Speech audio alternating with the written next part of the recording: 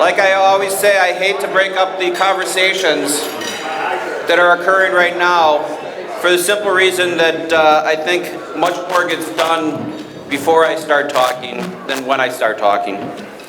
Welcome everyone. It's great to see you all here. I apologize for the weather. I tried to make Rebecca take care of that, but she says it's out of her control, unfortunately. We will get spring soon. So, let's see here. First of all, we have quite a few people to recognize. We have new terms for the mayor, for the city attorney, for our judge, and also for 9 aldermen. What we have, so that's big news for the city of Waukesha. We also want to thank the elected officials that are attending. We have Congressman Scott Fitzgerald.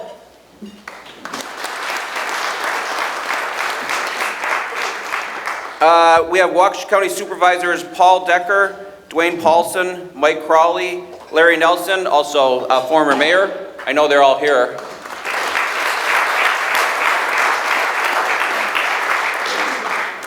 We have Waukesha County Sheriff Eric Severson.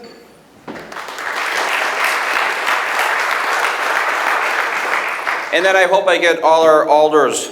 City Council members Mike Creason, Cassie Rodriguez, Joe Piper, Mike Payne, Steve Johnson, Dean Lemke, and Rick Lemke.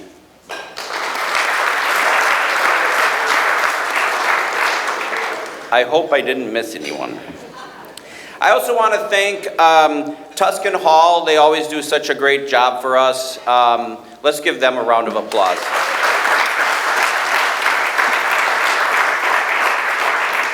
And one of the things that we've kind of set on is our centerpieces are done by Helping Hands Senior Group from the Park, Recreation, and Forestry Department. So we really appreciate that. All right. So like I said, there's we will have Bonnie Bird from the Waukesha County Museum providing our talk this morning. But it's also Preservation Month. So remember that there's a whole bunch of things happening this month. I have, I think, 6 or 7 proclamations for things happening this month, but at the top of the list is Preservation Month. I'm going to leave describing what's happening in the city to Kevin Lehner, but if anyone hasn't noticed, there is a couple construction projects in Waukesha. If you came from the south, I apologize. It will all be over in 5 to 8 months. The other thing is the state of the city. We discussed whether we'd show it this morning. It's a video, but we wanted to give Bonnie as much time as possible, and it is a little long. But I recommend, if you haven't already seen it, to go to our website and watch the state of the city. It's a video. It's done very, very well. It provides tons of information about what has happened in the city over the last year, and it's not me talking the whole time, so that's good. Kevin laughed at that. So I want to invite Congressman Fitzgerald up to give us speak for a couple minutes because we usually don't get congressmen in here. So, Congressman.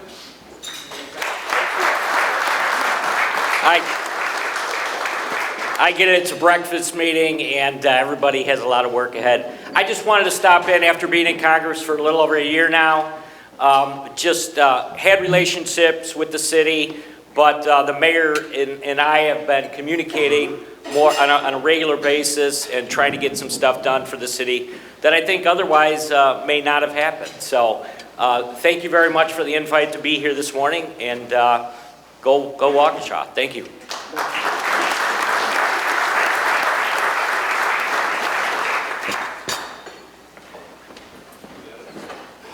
Thank you all.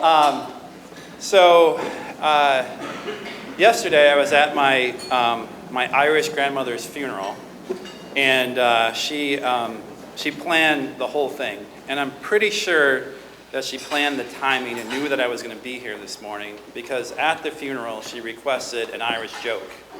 And the mayor is Irish, and I'm pretty sure that the majority of the city council is at least partially Irish, so I won't get fired for this. But her sister told the joke at the funeral, and I'm going to share it here with you, and I know that she's watching from up above and probably laughing right now, knowing that I was sitting next to a congressman and about to tell this joke. So an Irish lady and Irish man had been married for a long time, living in the county of Cork, and they decided to go on a vacation, and they decided to go to the Holy Land, and they decided to go to Jerusalem, and they went to the Holy Land, and while they were there, the Irish woman had a terrible heart attack and dropped dead, and it was a very sad occasion. And the Irish man, cried for a little while and tried to find some whiskey. It's kind of hard to find whiskey in the Holy Land, but he did. And he drank a little while, and then the undertaker came, and he said, I can bury your wife here in the Holy Land for $50, or you can send her home for $5,000. And the Irish man thought for a minute, and he said, I will pay you the $5,000. And the undertaker said, wow, you must really love your wife. Send her home to bury her in the green hills and valleys of Ireland. And the man said, no, a long time ago, a young man died here, and 3 days later he rose from the dead, and I don't want to take that chance.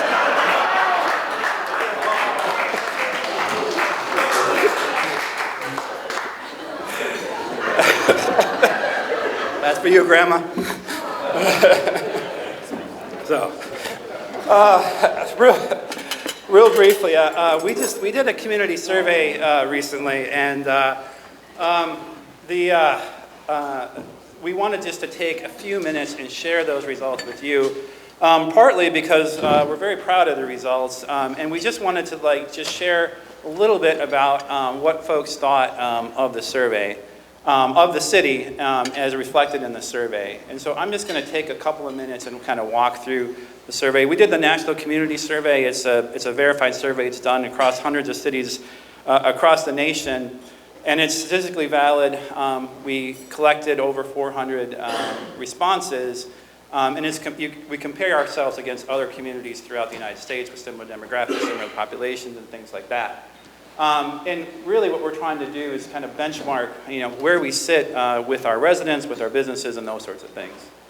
And it measures a variety of things. It remembers things about the economy, mobility, community design, utilities, and all those sorts of things. And so we sent that out. We got a random sample from all parts of the city, from all different of the demographic groups. And we think that we got some pretty decent results. Like I mentioned, there was 2,700 that were sent. It was open for 7 weeks. And then we put it on the website that anybody could take it if they wanted to. And then we got a separate set of results from that as well. And so just real briefly, the highlights is that 81% of people rated the quality of life in Waukesha as excellent or good. 82% would recommend living it to others. And if you've tried to buy a house in Waukesha lately, a lot of people are recommending moving to the city of Waukesha. 85% plan to remain in the city for the next 5 years. And they identified utility infrastructure as an opportunity for growth, and I think that's kind of a reflection of the fact that we're building a lot of stuff right now all over town and sending some water over from Lake Michigan for the future. But real briefly, folks are real happy here around all sorts of different facets of livability. And so they relate our overall economic health as very good. Our quality of our transportation system ranks very high. The feeling of safety in the natural environment is very high. I have to give a shout out to our Parks and Recreation folks. So they rated off the charts as a result of this survey. And so people rate our parks, our recreation programming, our activities, all very, very high when it comes to the city of Waukesha. This is just a little bit of a chart that shows that. So you can see Park and Rec up there on the top, and safety and economy is rated up very high. The chart is quality is on the left-hand side, importance is on the right-hand side, and the median is in the middle there, and it's all rated above 50%, so that line is all above 70% importance, and also the performance as related to the survey. Some real briefly, some things that were related good or excellent. Waukesha is a place to live, 83% said good or excellent. The overall quality of life, as I mentioned, 81%. Remaining in Waukesha, 85%. And recommending living, here is somebody asked, 82%. Overall customer service, so that's something that's near and dear to my heart. By Waukesha employees, 85%. The quality of public information services was 67%. This is part of our public information process, so thank you all for being here and sharing this at the water cooler when you go back to your offices. And again, I'm sorry, Congressman, they rated the city of Waukesha's service at 70%, but the federal government by 40%. So you got some stuff to work on up there. In terms of the economy, place to work, 72%. Again, for those of you that are representing a business here in the city, we appreciate you. We appreciate you being here and employing the folks here in Waukesha. As a place to visit, 62%. Our overall economic health was rated highly at 76%, and you can kind of see the rest of the categories as we go on down. Again, mobility was rated very high, so people can think that you can get around here. We do have an excellent transit service. We have trails. We have great sidewalk system. People can get around, and they appreciate that about Waukesha. They like our community design. They really like their neighborhoods. And so one thing I'd like to notice is that people take a real good pride in their neighborhoods around Waukesha, and 82% rated their neighborhood as a place to live as good or excellent. They really liked the historical and cultural character of the community at 74%. So Bonnie, very apt discussion today. And again, our overall appearance was rated very high. You can see the rest of the results on down. The quality of our utilities were ranked very well. And again, this was taken right after we had issues with waste management when they took over our previous garbage provider. So we recognize that that's a growth area, and we've been working with our garbage providers to improve on that. And obviously the stuff about our drinking water has been in the news a ton lately. And we are obviously putting in a whole bunch of infrastructure to improve our water quality here going into the future. And so again, people think they're very safe in Waukesha, both in their neighborhoods and in our downtown, which we're very happy about. And our police and fire do a great job on the public safety side. We're very proud of the work that they do. Again, our Parks and Recreation was a very big bright spot for us. People love our parks. They love our recreational opportunities. Our folks do a great job doing that. And really, our next steps are to continue to measure ourselves, to continue to improve our services as best we can, to get our road projects done as quickly as possible, and get our mobility back to normal. And then every other year or so, we'll continue to do this survey and see where we improve and areas for improvement going forward. So it's on our website. You can take a look at it if you want to get more in depth. The whole results are on our website. It's tabbed. You can see it all there. And so you can go dig deep into the data if you would like to. And I just appreciate everyone's time today. Thank you so much. And I am going to invite Bonnie up for her talk. And so thank you all, and enjoy the rest of the breakfast.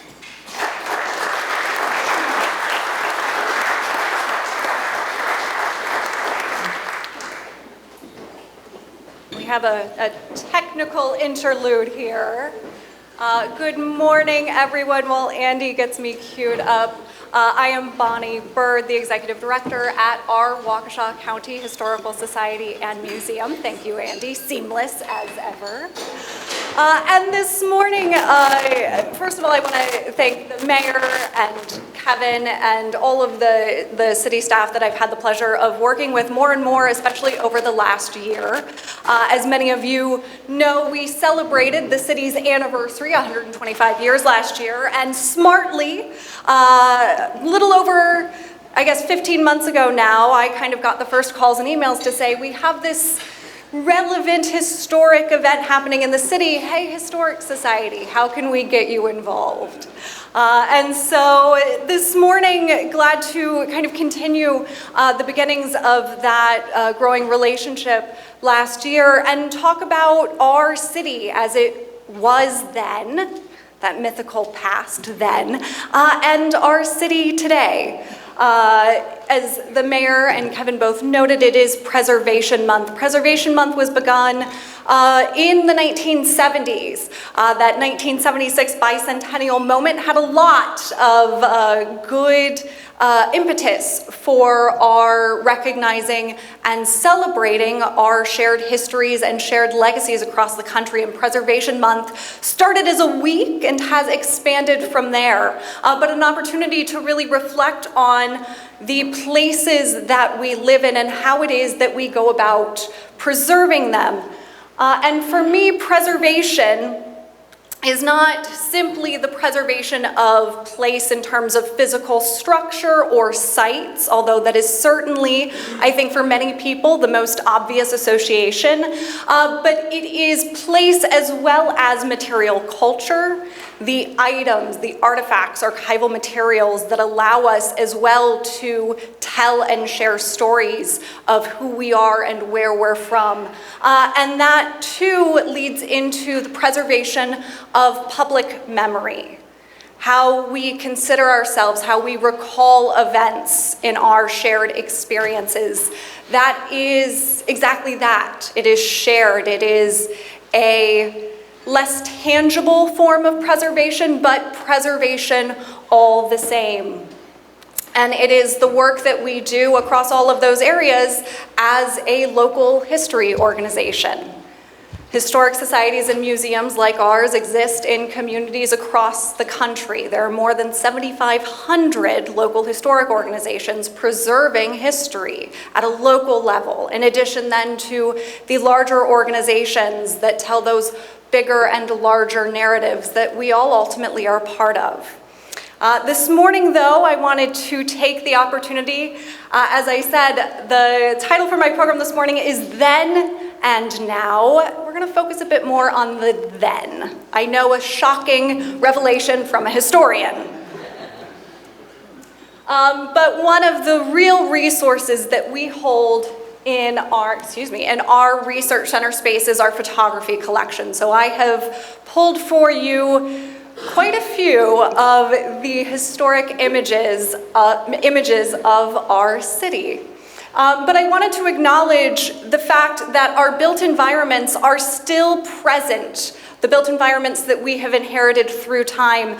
This map taken from the City Landmarks Commission. The City of Waukesha is fortunate to have a local landmarks commission that helps to both designate and preserve built historic environment, that is individual properties as well as historic districts. You can see the 9 historic districts identified there throughout the city, as well as then the blue indicating where there are individually designated properties.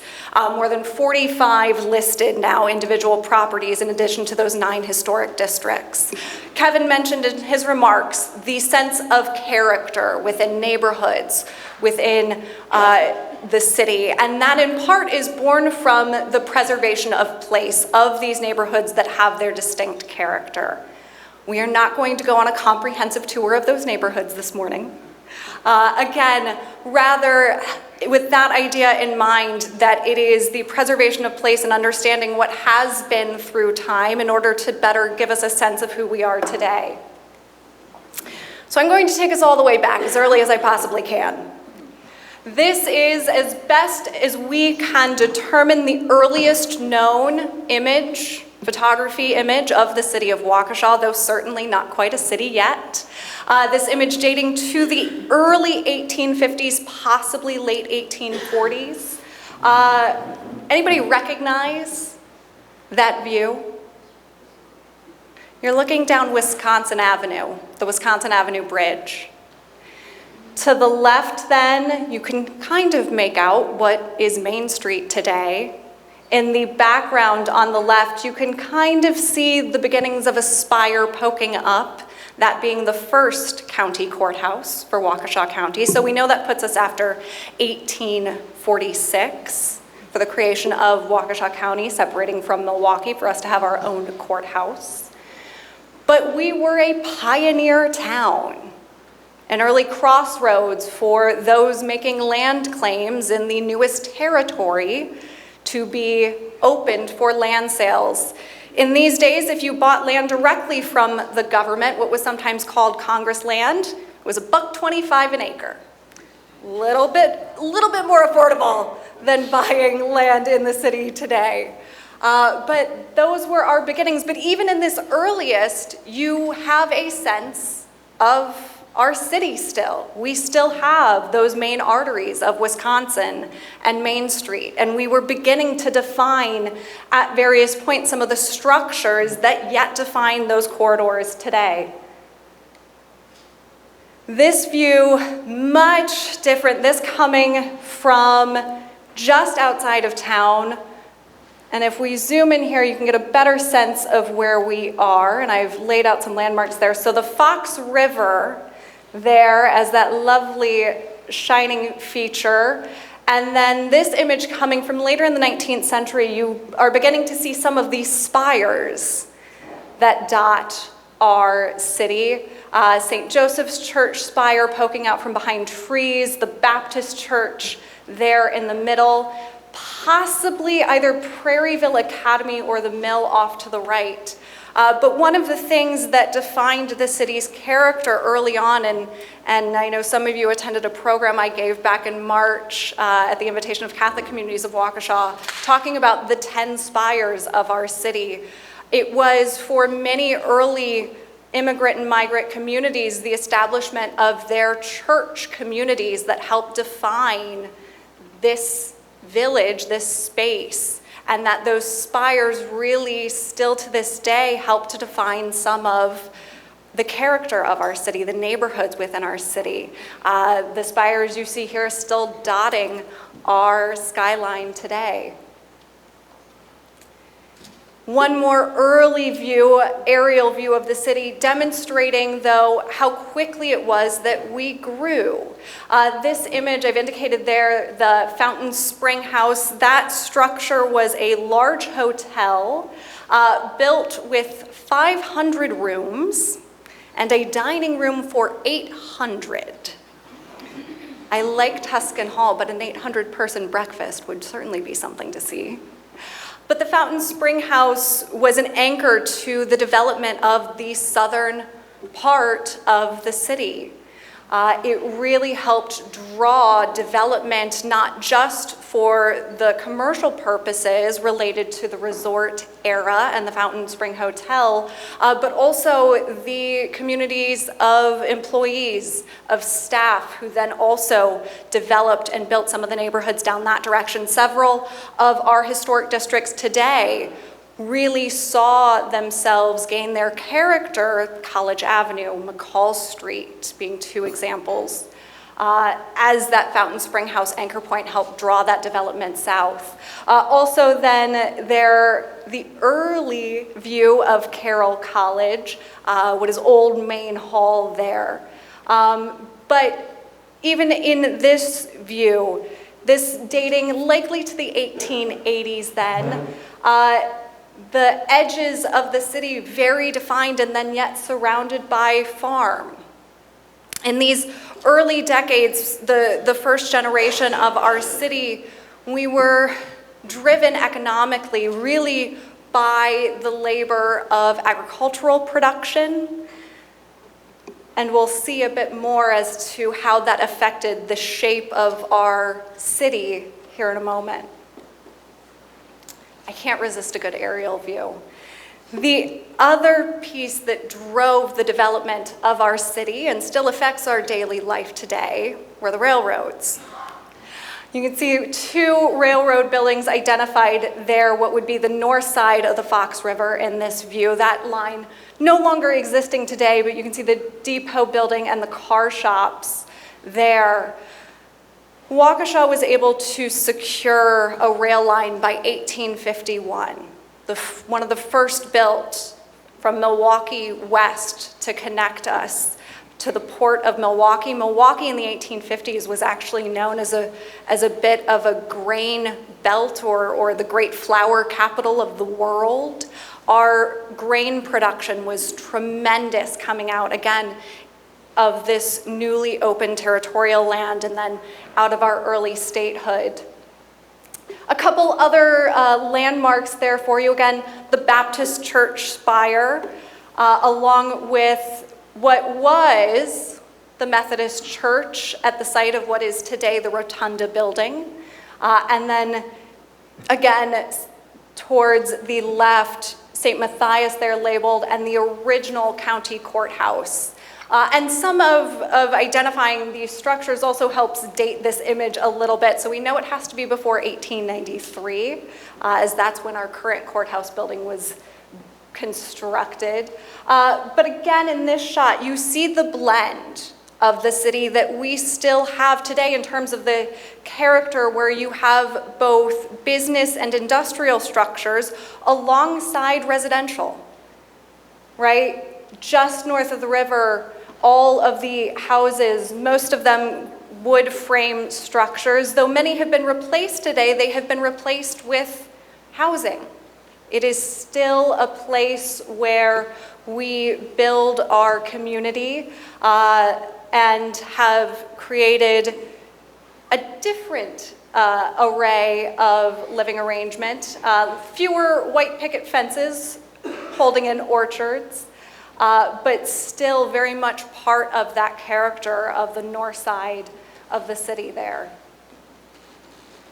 The Fox River, of course, was a significant reason as to why Waukesha.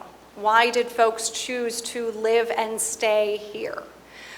This early image showing two ice houses that would have been just north of the Barstow Dam. So that is approximately where our Barstow Street Dam yet is today. I also love this photograph because it demonstrates that the more things change, the more they stay the same. Folks have always been fishing on the Fox River. And that insert there showing some of the gentlemen casting in. I especially appreciate if you're able to make out there's a younger gentleman kind of supervising the fishing going on. The other feature captured in this photograph that's in the right foreground then is the mill chase. That mill chase was a man-made trench to help divert water as to power mills, obviously enough. Both flouring mills, as I mentioned, that agrarian grain production being a major driver, but also sawmills, early lumber mills across the river. So between the water, the railroads, and then our quarries, we saw three key ingredients that allowed for the growth of what was a village, an agrarian-driven village, towards what would become the city.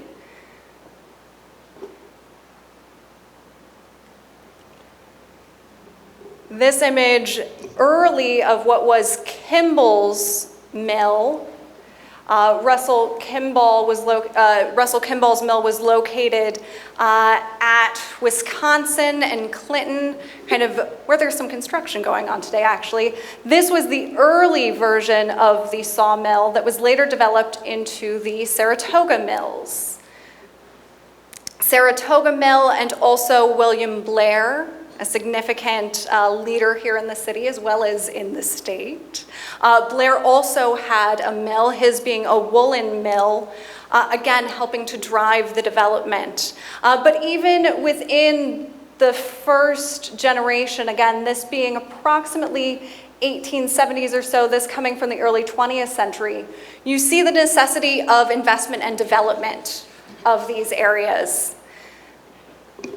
I also really appreciate that children will always climb into spots they're not necessarily supposed to be. Perhaps not the safest playground in this image, but this building is still there today, although its function has changed quite a bit. The early post office, as you see labeled there, anyone recognize that building? Yep, it is Hannon's today, Hannon's Bar. So just on the south side of the bridge from where that Saratoga Mill would have been.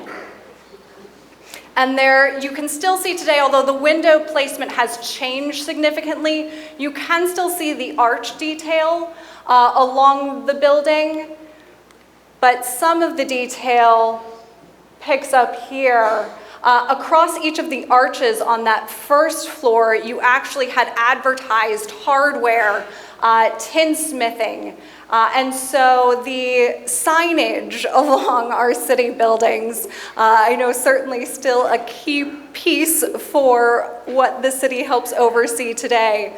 But two, that intersection being one of the many that is a major gathering point. Certainly in this period, approximately late 1870s, early 1880s, you can see the crowd naturally gathered at the post office. Post offices served not simply as places to pick up your mail. Often they served as early banking centers.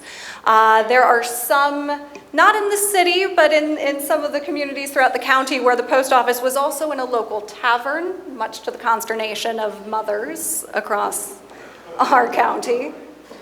But again, the idea that place helps to create locations where folks gather, where folks exchange and share with each other. I also, again, love that no matter where we are in some of this early imagery of our city, there is always a young person or two who will find their way into the photograph. The detail along the right side of the building kind of mirrors what's on the left.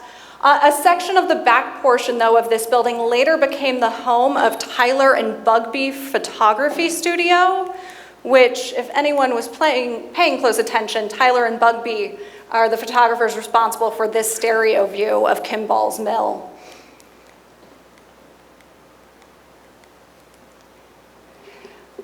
But even within our downtown, there was always opportunity for new development, for new construction. This image is of the building of the Masonic Temple downtown.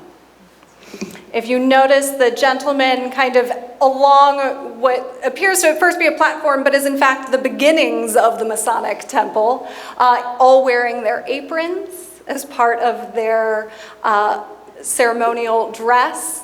And again, a couple of youth on the lower level who spotted the camera that was there that day. Two, as I mentioned earlier, the quarries that we had available to us here really then went to defining the character of construction throughout the 1870s, 1880s, and 1890s into the 20th century then. Our Lannon limestone really becoming a defining feature of the character for our city. The building that we, the Historic Society and Museum, are in today, certainly a fantastic example of that. Our second courthouse building, that beautiful Richardson Romanesque construction, but even this morning on the fireplace behind us, you see that Lannon stone echoed. And so sometimes the natural resources of place go to help create the character, not just through views and vistas and parks, but also the physical realities of what your city looks like. Our city too defined in this turn of the century moment by the existence of our springs. Water has always been a significant piece of how our city has defined itself. Again, that Fox River defining early industry. In this later period, then defining a new opportunity of economic prosperity. The springs at one point numbered in the dozens across the city, this being an early view of Silurian Spring, what is today Springs Park. That spring house structure was later replaced by the concrete structure that we have today, that will be open in a couple of weeks for Preservation Days weekend. And again, a few younger residents of the city there in the spring house. But that spring house motif is one that has carried through for us until recently, a significant piece of our city seal and emblem. Excuse me, the city emblem and logo, not the seal. But the other thing the springs gave us was the protection, if you will, of green space. That part of the development of a spring was not simply a spring house and the protection of the water source, but also the creation of grounds. Part of the Springs era's success was the fact that it tapped into a larger homeopathic, hydropathic movement of the turn of the century, whereby there was a rise in advice towards seeking healthful benefits of being outside, taking a walk, drinking water, 8 glasses a day after all, coming from the advice of this era. And so again, Silurian helping to protect the space that is today Springs Park for us. Certainly needing to acknowledge as well Bethesda, that is perhaps the best known, earliest of our spring companies. But this is Bethesda Spring before it was fully developed in its physical reality by Long Jones. To me, in this image, really feels more like a fair or a carnival type structure. But again, helped to protect green space there on the southeast side of town. Again, still today, Bethesda Park. If you're familiar with Bethesda Park 2, you'll know there are cement letters across some of the green space. Those letters installed in the 1890s originally by Long Jones when he really developed from this early version of that spring park into a mecca for tourists and visitors coming into the city. The springs helped to change some of the character of the city as well. They created a draw for tourists to come into the city. Between June and August every summer in the 1890s and early 1900s and 19-teens, thousands of tourists would come into our city, 26 passenger trains a day in the height of the Springs era, bringing folks into the city and creating new opportunity for economic growth through their dollars spent while they were here with us. It also, though, saw as the Springs era began to wane a bit as folks relied less on trains and more on their own independent transportation by car, we saw the tourist business begin to drop off a bit. And so it was a fairly active policy of leaders within the city to bring new business and new industrial opportunity into the city. These two buildings on the left is the Horning hardware store. Henry or Harry Horning would go on to help co-found Waukesha Motor Company. He was one of many gentlemen who were quite legitimately recruited into the city in order to help create the next version of who we would be. As we noted, again, that Springs era beginning to wane. We see Horning, the Wera family, and Wera Aluminum also come in during this time. Wilbur Lumber, Palmer and Abel Lumber, as well as early foundries, all getting their starts 1906, 1908, 1912. In those years building up to the First World War, we begin to see the character of the city shift into a much more industrial-driven center. And with that larger business industry came improvements for residents, like telephones. This is the switchboard room that used to be on South Street. This photograph dating to approximately 1922. One of my favorite details in this photograph is that they have central air of a sort. If you notice at the ceiling, there are fans suspended for a little bit of cooling for the ladies at work. But even in this period, we also, as a larger county, had, by the 1920s, mid-1920s, earned the moniker Cow County, USA. The center of that activity being the Dairy Pavilion, or La Salon de Vacas, that was located along the Fox River Barstow Street Bridge is there in the background. About where Carina Boulevard runs today then would have been that front face of the river for the Dairy Pavilion. In addition to, as the name implies, a center for dairy activity, sales of stock, we were home to 4 significant breeds that all would have traded in this space, in addition to Mr. Fred Pabst, who certainly made a small fortune on his breed stock trading in this space. It also in the 1930s served as a green market, a place where for the surrounding farms in the county could come into the Dairy Pavilion and have an opportunity to have direct access to marketplace. This idea, that theme of connecting farm to customer survives today through our Waukesha Farmers Market. Opens this Saturday, put it on your calendar. But even though this, the Dairy Pavilion was a significant, along with other significant locations in their own time, not all have been preserved. And it is a lesson of history that one of my mentors instilled very early on in my career. History is change over time, and that's not a bad thing. Again, some of our work of preservation is in saving the recollection, the public memory of these spaces, in addition to the spaces themselves. But the character continued to change. This view, looking down Hartwell Avenue at the intersection of Broadway, the east 5 points, if you will, and this building there that you see there, that frame structure, is about where the Zocalo, the spot, is today.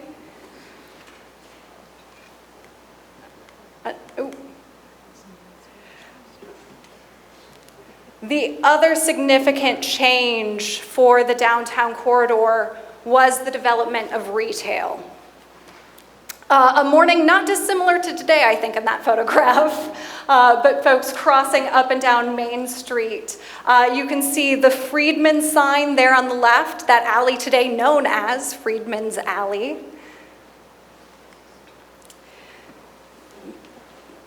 I'm going to jump ahead when I got my slides out of order.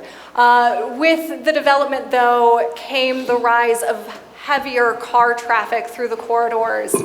This view of Main Street then, back when Main Street was still one way, I would add.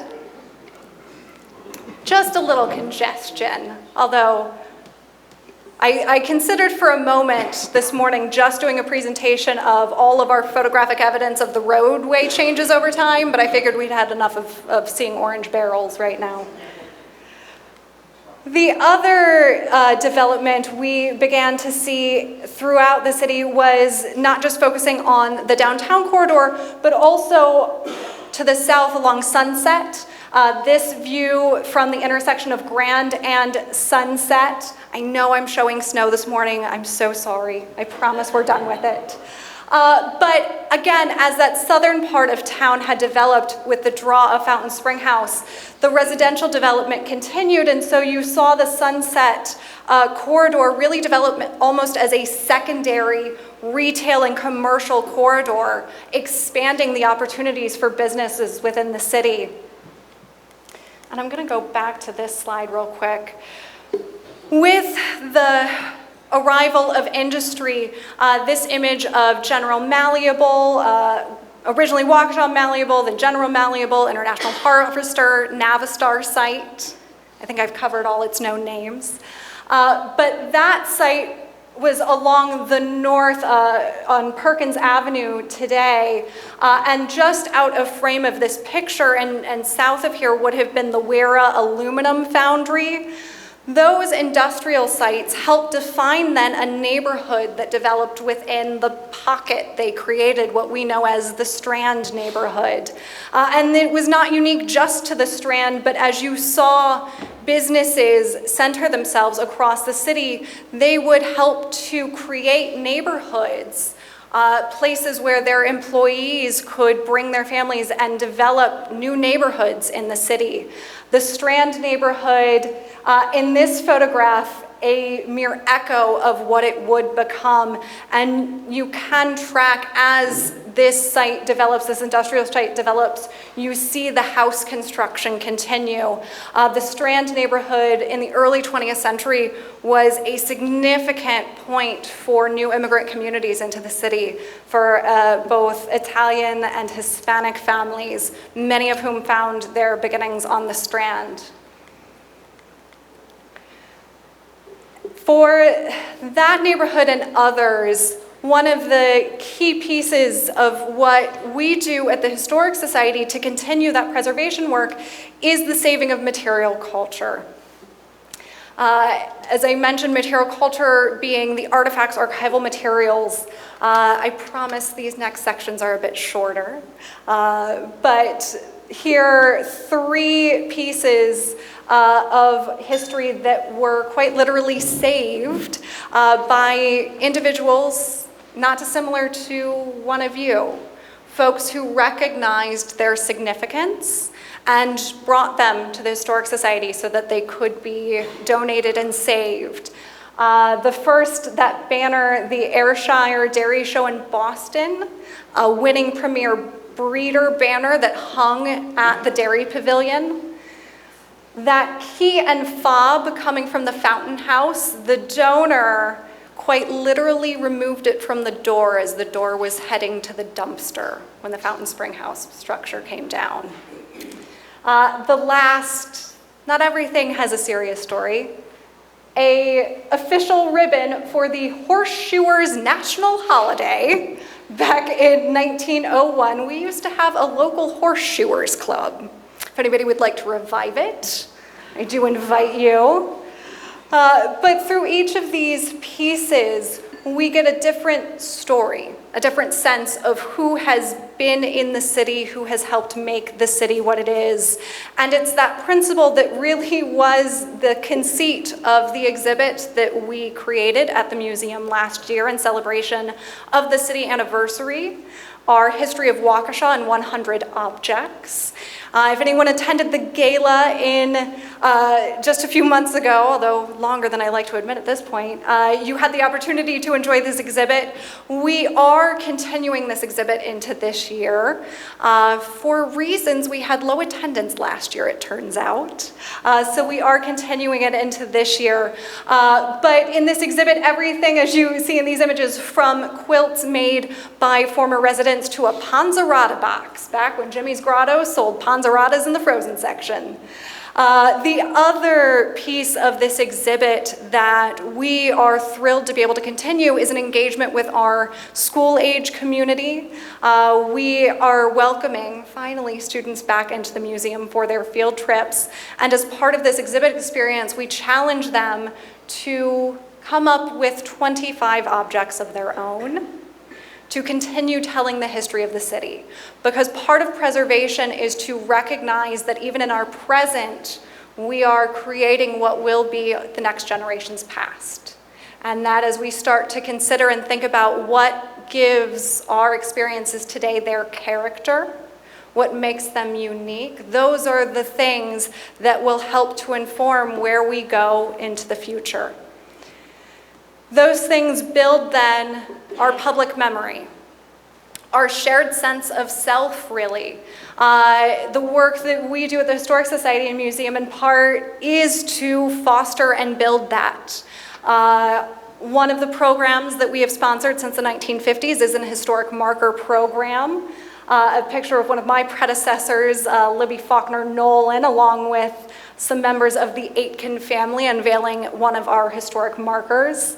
And then a bit of a more recent photograph. I promise not just self-serving on my part. In October, as part of the Waukesha Public Library's Big Read event, I led a walking tour of the Strand neighborhood.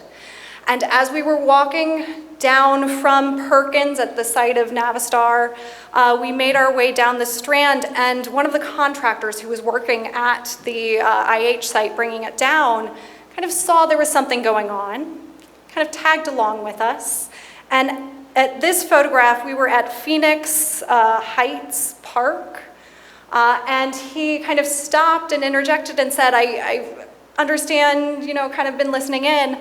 I have something for you. And so he presented me in this moment with one of the last castings from the Foundry site that, because he engaged with our program and saw that there were folks who wanted to save this memory of place, he made sure that an object would help to represent that, help to capture those stories. Not only did he hand me a 5-pound piece of iron to carry around, which was okay, he stayed amongst those attending, and many of the folks with us on that tour grew up on the Strand. Their fathers, their brothers, their uncles worked at the foundries. And so as this gentleman started talking to them, all of a sudden he kind of walked away and left. A few minutes later, he comes back in his truck with another 2 final pours that he was salvaging to give to those families, to make those connections, to make sure that their stories would be preserved. And that's the power of preservation. It is creating connection for folks. It is through new experiences with each other that we can appreciate and share in what has brought us to our present today and what will take us into our future. The work, though, sometimes is more challenging than others. It has been an incredible honor of my career to work on behalf of this city in a moment of tragedy. We were able to work with the mayor's office, with Kevin, to preserve items left at Veterans Memorial Park after the Christmas parade tragedy. That work continues. Preservation of material culture, like what we collected, takes some time. So we are yet ensuring that those items collected will be preserved, not just in the short term, but thinking towards the next 5, 10, 50, 125 years from now. Not to say that we will not maintain our public memory of these events, but by having the items that help to embody that memory, we are better able to tell all of the stories connected to that moment and to demonstrate how our community came together in the immediate days following. Because ultimately the work of preservation is about preserving these experiences, our experiences with each other, our experiences at parks, the lower left being Horeb, of celebration moments, the St. Bartholomew Parade in the upper left, of Fiesta Waukesha on the upper right, and of a gathering at Cutler Park down at the lower right. It is the people of the city that have built the sites, the places, that have created the material culture, that have formed the public memory, that is the preservation work that we do, that has given us our city today. I will certainly encourage you to continue in your historic experiences this month. At the Historic Society and Museum next Tuesday, we've got a Lunch and Learn program that will again be exploring early views of the city. Preservation Day is coming up on Saturday, May the 21st. And then we have a driving tour program called Rally Round the Markers that will be launching on Memorial Day weekend to get you out and around in the Lake Country region. But you can reach us at all sorts of different locations and social media sites. So with that, I thank you very, very much for your time this morning. And with that, we'll rescind the podium back to Mayor Riley.